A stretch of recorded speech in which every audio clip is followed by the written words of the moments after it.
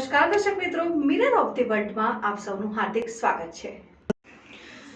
કેન્દ્રીય ગૃહમંત્રી અમિત શાહના રોડ શોમાં શ્રી છત્રપતિ શિવાજી મહારાજનું અપમાન થયું હોવાના આક્ષેપો સાથે શિવસેના વડોદરા દ્વારા ચૂંટણીમાં ભાજપને મત નહીં આપવા નિર્ધાર કરાયો।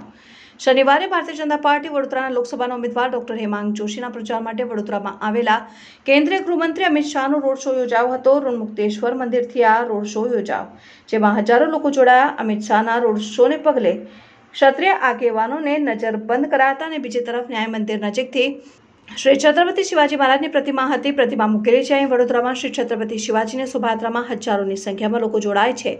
હિન્દુ હૃદય સમ્રાટ શ્રી છત્રપતિ શિવાજીને વંદન કરે છે, પરંતુ અમિત શાહે રોડ શો દરમિયાન ના તો શિવાજીની પ્રતિમાને વંદન કર્યા કે ના ઊભા રહ્યા। આ રીતે વર્તનથી શિવસેના વડોદરા સંગઠને નારાજગી વ્યક્ત કરી હતી અને ચૂંટણીમાં ભાજપને વોટ નહીં આપવાનો નિર્ધાર કર્યો હતો અને સાથે જ સમગ્ર શિવસેના અને વડોદરાના મહારાષ્ટ્રીયન લોકો ભાજપને મત નહીં આપવા પણ અપીલ કરવામાં આવી।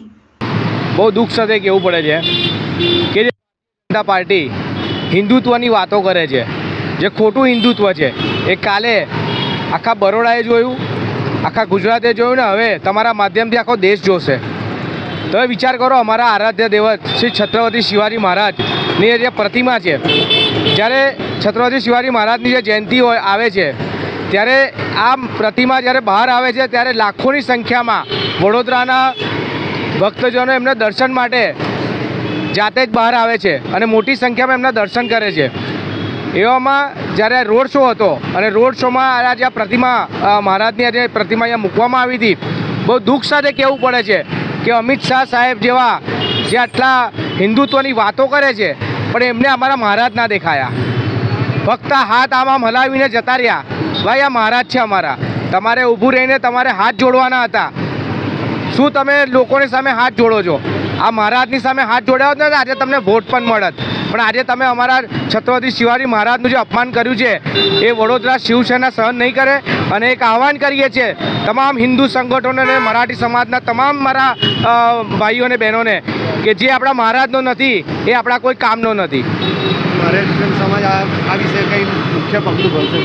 મહારાષ્ટ્રીયન સમાજ આ મારા જે ઇન્ટરવ્યૂ પછી એટલો તો જાગૃત છે જ, અને હિન્દુ સમાજ પણ જાગૃત છે કે આ વખતે વોટમાં એમને ખબર પડશે। તમે વિચાર કરો કે મહારાષ્ટ્રમાં જ્યાં ભારતીય જનતા પાર્ટી હિન્દુત્વની જે વાતો કરે છે એમના જ હાથમાં ચૂંટણી પંચ છે, ઇલેક્શન પંચ છે।